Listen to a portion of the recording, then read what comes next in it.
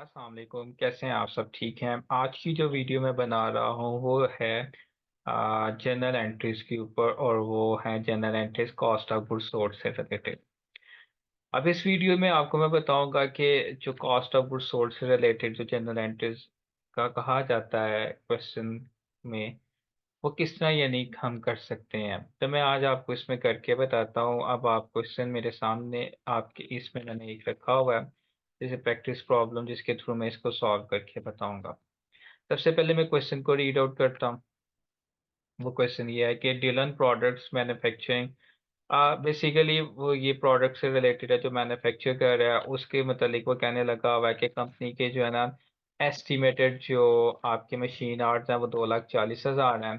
उसके बाद जो मैन्युफैक्चरिंग ओवरहेड कॉस्ट है वो 48 लाख है। अगर मैंने pre determine overhead rate calculate करना है तो मैं इसको 48 लाख को जो 2,40,000 पे डिवाइड करूंगा तो मेरा प्री डिटरमाइन ओवरहेड रेट आ जाएगा, जिसको मैं यूज करूंगा अपने मैन्युफैक्चरिंग ऑर्डर अप्लाइड को कैलकुलेट करने के लिए। ठीक है। अब वो कह रहे हैं कि कंपनी ने 16,000 जो कस्टम मेड मशीन पार्ट्स बनाए हैं। ठीक है। और फिर कंपनी की बिगनिंग वर्क इन प्रोसेस कुछ भी नहीं।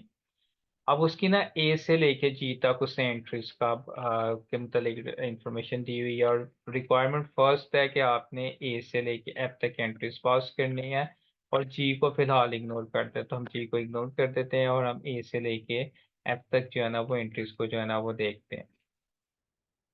ठीक है। तो मैं वन बाई वन एंट्रीज को देखता जाऊंगा और फिर हम उसको ना करते जाएंगे। अब फर्स्ट में वो कह रहा है कि raw material purchase on account 3,25,000। आप मटेरियल परचेज कर रहे हैं ऑन अकाउंट उधार पे 3,25,000 से। अब इसकी एंट्री मैंने नीचे लेके आप देख सकते हैं। तो रॉ मटेरियल को यहाँ पे मैंने क्या किया, डेबिट किया है, और अकाउंट्स पेएबल को क्रेडिट किया है 3,25,000 से और 3,25,000 से, यानी डेबिट और क्रेडिट। यानी आपकी फर्स्ट एंट्री है वो रॉ मटेरियल को बाय करने से रिलेटेड है। और उसके बाद अब मैं अपनी सेकेंड एंट्री की तरफ चलता हूँ, यानी आपके सामने रखता हूँ।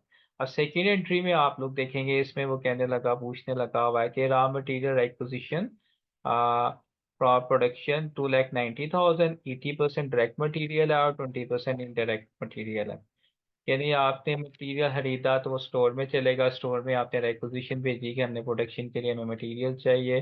अब वो प्रोडक्शन के लिए जो मटेरियल चाहिए टोटल 2,90,000 का चाहिए, जिसमें से 80% आप डायरेक्ट मटेरियल के लिए यूज़ करेंगे और 20% आप किसके लिए यूज़ करेंगे, इनडायरेक्ट मटेरियल के लिए। तो मैं इसको आपको एंट्री की फॉर्म में करके बताता हूँ। अगर आप इसमें जो मैंने एंट्री की हुई है बी में, आप लोग देखेंगे कि वर्क इन प्रोसेस जो आपका 80% था आपका, वो 2,32,000 बन गया, 2,90,000 का। और मैन्युफैक्चरिंग ओवरहेड जो उसने बताया हुआ था, आई थिंक 20% था, वो आपका 58,000 बन गया। यानी डेबिट में ये आ गया और क्रेडिट में 2,90,000। एक बात हमेशा याद रखिएगा, जो जो आपका डायरेक्ट होता है मटेरियल या direct labour, work in process में जाता है। इनडायरेक्ट मटेरियल इनडायरेक्ट लेबर आपका मैन्युफैक्चरिंग ओवरहेड में जाएगा। अब अपनी थर्ड एंट्री की तरफ मूव करता हूँ। जो थर्ड एंट्री में वो हमसे पूछ रहा है, थर्ड एंट्री में वो हमसे पूछने लगा हुआ है कि सी में labour cost incurred in the factory 1,80,000, यानी आपकी लेबर कॉस्ट इतनी इंकर हुई। 1/3 डायरेक्ट लेबर है एंड 2/3 जो है ना आपकी इनडायरेक्ट लेबर है। यानी 1,80,000 का 1/3 आपका डायरेक्ट में जाएगा और 2/3 आपका किस में जाएगा, इनडायरेक्ट लेबर में। तो डायरेक्ट जो होती है मैंने भी आपको बताया कि वो आपकी जाती है वर्क इन प्रोसेस में, और इनडायरेक्ट जाती है आपकी किस में, मैन्युफैक्चरिंग ओवरहेड में। तो यहाँ पे मैं आपको बताता हूँ, उसने लिखा हुआ था 1/3। तो 1,80,000 का 1/3 लें, 1 डिवाइडेड बाय 1/3, और उसको फिर मल्टीप्लाई कर दें 1,80,000 से। तो फिर आपके पास ये वाली अमाउंट आ जाएगी 60,000। और फिर बाकी रिमेनिंग 2/3 उसने लिखा हुआ था, 2/3 180,000 का लेंगे तो 1,20,000 आ जाएगा। तो मैंने अभी आपको किया, तो वर्क इन प्रोसेस को डेबिट कर देंगे, मैन्युफैक्चरिंग ओवरहेड को डेबिट कर देंगे 1,20,000 से, and wages and salaries payable को क्रेडिट कर देंगे हम कितने से, 1,80,000 से। अब मैं अपनी एंट्री नंबर थर्ड की तरफ के बाद फोर वाली पे मूव करता हूँ। फोर वाली में वो हमसे डी वाली में पूछ रहा है कि depreciation recorded on factory equipment 75,000। यानी आपकी जो फैक्ट्री से रिलेटेड जो आपकी डेप्रिसिएशन है ना इक्विपमेंट की, वो कितनी है, 75,000। तो जो फैक्ट्री के एक्सपेंसेस होते हैं वो हमेशा कहाँ पे आपके रिकॉर्ड होते हैं, मैन्युफैक्चरिंग ओवरहेड में। तो मैन्युफैक्चरिंग ओवरहेड डेबिट 75,000 से और क्यूमुलेटेड डेप्रिसिएशन आपकी क्रेडिट हो गया कितने से 75,000 से। अब मैं आपकी जो क्वेश्चन की नेक्स्ट एंट्री है ई वाली उसकी तरफ बढ़ता हूँ। ई वाली एंट्री में वो हमसे पूछ रहे हैं कि other manufacturing overhead cost incur 62,000 and credit account पे, यानी उसने एक हिंट दे दिया क्वेश्चन में कि आपकी जो अदर मैन्युफैक्चरिंग ओवरहेड कॉस्ट है, जो आपके एक्सपेंसेस हुए हैं मैन्युफैक्चरिंग से रिलेटेड, वो टोटल कितने हैं 62,000, और उसमें हिंट दिया है कि अकाउंट्स पेबल को क्रेडिट करना है।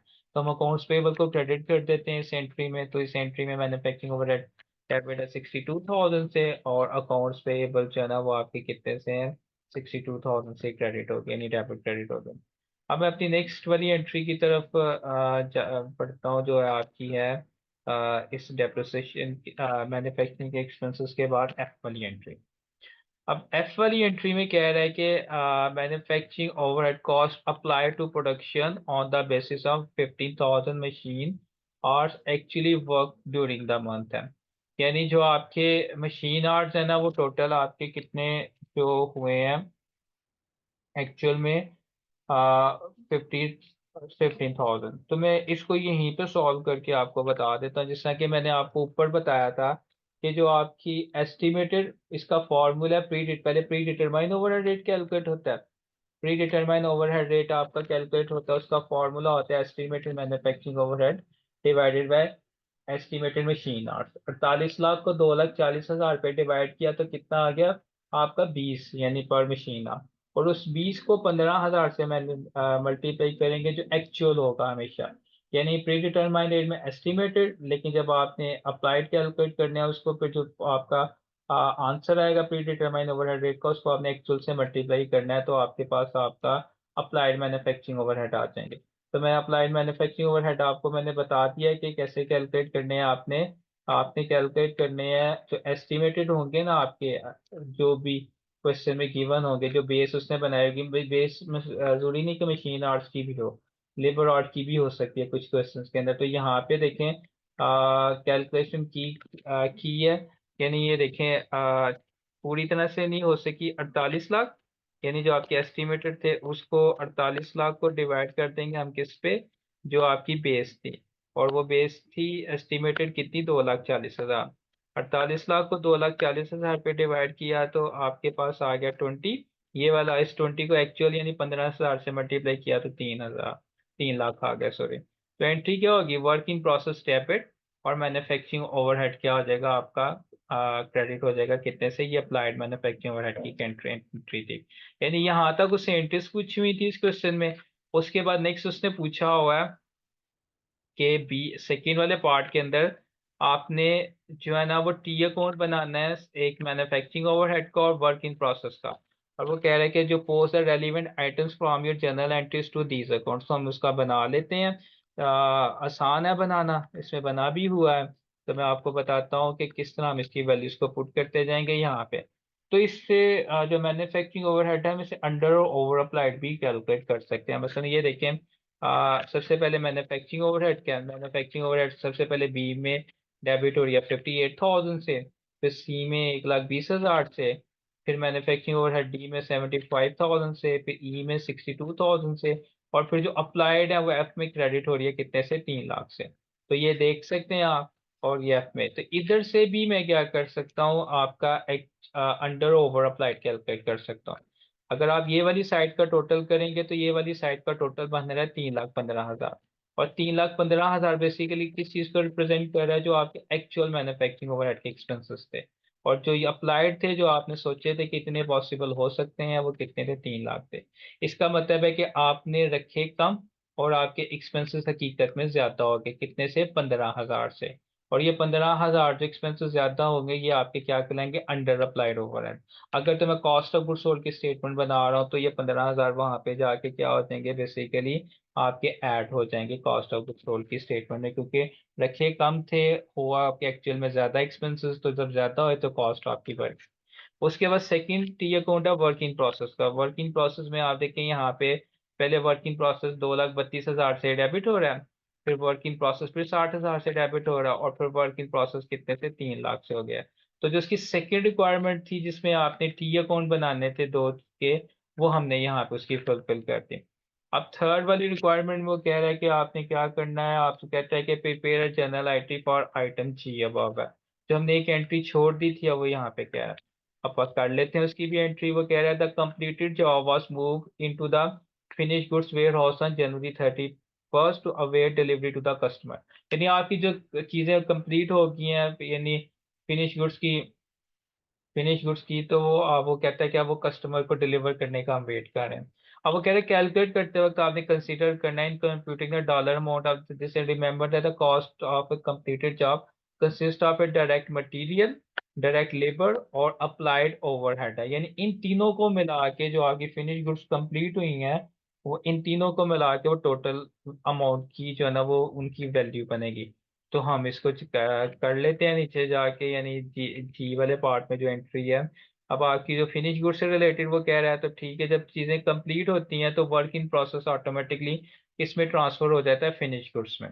तो फिनिश गुड्स डेबिट है, वर्क इन प्रोसेस क्रेडिट है। अब 5,92,000 की अमाउंट कैसे आई है वो मैं आपको बता देता हूँ। सिंपल, उसने कहा हुआ था कि तीन वैल्यूज को आपने ऐड करना है। एक आपकी मटीरियल की, ठीक है।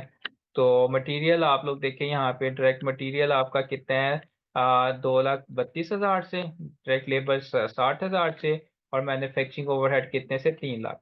इन तीनों अमाउंट्स को आप ऐड कर दें तो आपके पास 5,92,000 बन जाएगा, यानी finish goods to work in process. उसके बाद लास्ट वाला पार्ट है, यानी यहाँ पे हमारी इसकी भी एंट्री कंप्लीट हो गया। मैं लास्ट वाला पार्ट भी कर देता हूँ आपको।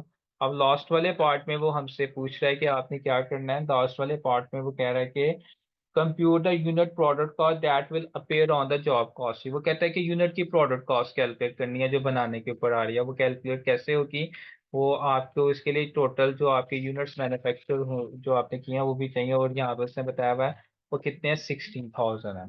अब इसकी मदद से मैं आपको इसका लास्ट वाला पार्ट भी कैलकुलेट कर देता हूँ, 16,000 जो उसने बोला हुआ है। तो आप यहाँ पे मैं, हाँ, बताता हूँ आपको। तो फोर वाले पार्ट में देखें, अब आपकी फिनिश यूनिट जो थी ना जी, यानी थर्ड वाले पार्ट में 5,92,000 की कंप्लीट हो गई। और टोटल जो यूनिट्स थे आपके, जो कस्टमर आपने बनाए थे कस्टमर के लिए, 16,000 थे। 5,92,000 को 16,000 पे डिवाइड करेंगे तो एक की कॉस्ट आपकी कितनी आ जाएगी, 37 पर यूनिट आ जाएगी। यानी आपको आइडिया हो जाएगा कि आपने कितने यूनिट्स बनाए और उसकी एक यूनिट की कॉस्ट कितनी थी। अब ये मुझे उम्मीद है कि आपको इस क्वेश्चन को काफ़ी हद तक समझ आ जाएगी इस प्रोसेस की, कि जो एंट्रीज पास की जाती हैं बेसिकली एंट्रीज वही है कि हम कॉस्ट ऑफ गुड्स सोल्ड की स्टेटमेंट बनाने लगे होते हैं, उसी से रिलेटेड है। तो थैंक यू सो मच आपका, कि आप मेरी वीडियो देखते हैं। तो इसी तरह मेरी वीडियोस को देखते रहा करें, और इसी तरह ही मेरे चैनल को सब्सक्राइब और मेरी वीडियोस को लाइक भी किया कीजिएगा। Thank you so much. Allah Hafiz.